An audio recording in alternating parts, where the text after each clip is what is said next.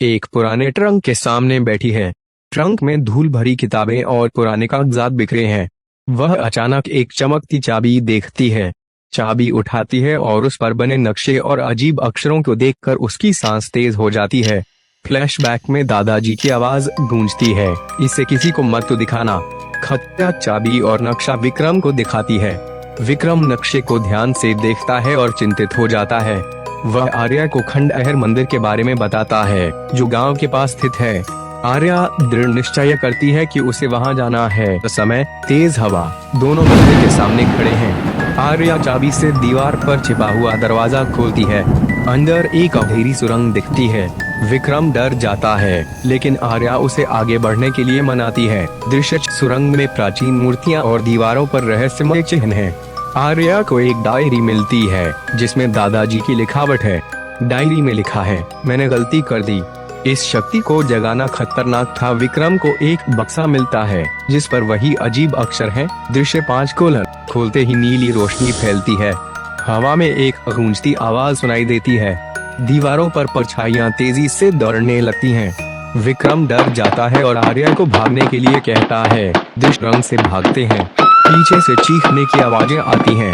बक्सा खुलता है और एक प्राचीन मुकुट नजर आता है, जिस पर वही अज्ञात भाषा लिखी है। दृष्टिस्ट। अचानक आर्या की आंखों में नीली चमक दिखती है। वह बेहोश हो जाती है। विक्रम उसे थरथराते हाथों से उठाता है। पृष्ठभूमि में दादाजी की आवाज गूंजती है, तुमने उसे जगा दिया, अब वो तुम्हारे अंदर है।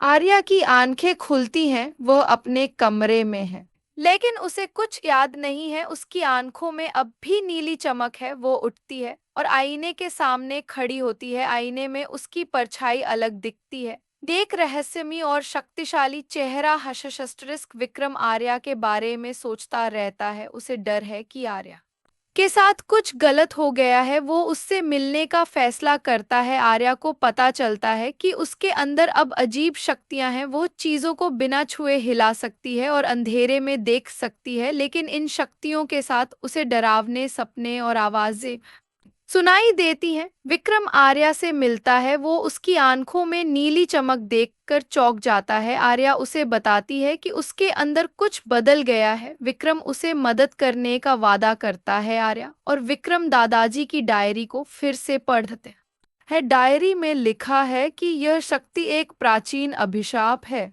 जो हर पीढ़ी में किसी एक व्यक्ति को चुनता है। इससे छुटकारा पाने का एक ही तरीका है, देख खोई हुई मुकुट को वापस उसकी जगह पर रखना। दोनों फिर से मंदिर जाते हैं। इस बार वे मुकुट को वापस उसकी जगह पर रखने का प्रयास करते हैं, लेकिन रास्ते में उन हेलंथे अजीब परछाइयां और रहस्यमय आवाजें रोकने की कोशिश करती हैं। आर्या और विक्रम मुकुट को वापस रखने के लिए संघर्ष करते हैं। आर्या अपनी शक्तियों का उपयोग करती है, लेकिन वो धीरे धीरे अपने आप पर नियंत्रण खोने लगती है। अंत में विक्रम मुकुट को उसकी जगह पर रख देता है। एस्टरिस्क मुकुट वापस रखने के बाद आर्या की आंखों से नीली चमक गायब हो जाती है। वो सामान्य हो जाती है। दोनों मंदिर से बाहर निकलते हैं, लेकिन उन्हें पता है कि ये रहस्य अभी पूरी तरह से खत्म नहीं हुआ है। अभिशाप खत्म हो गया, लेकिन क्या ये वाकई अंत था, या ये सिर्फ एक नई शुरुआत है?